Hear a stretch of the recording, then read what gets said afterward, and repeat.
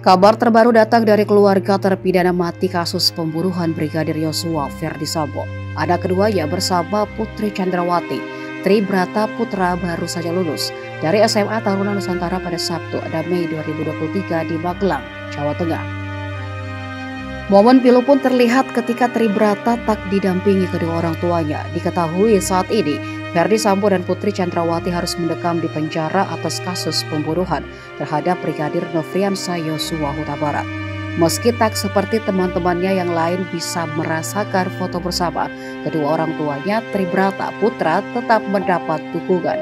Dukungan tersebut datang dari orang tua teman-temannya. Bahkan mereka mengajaknya berfoto bersama hingga mengelus pundak anak Ferdi Sambo itu. Beberapa orang tua murid tampak perhatian kepada Tribrata.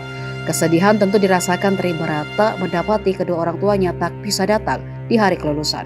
Meski begitu, ia memperlihatkan tanda tegar.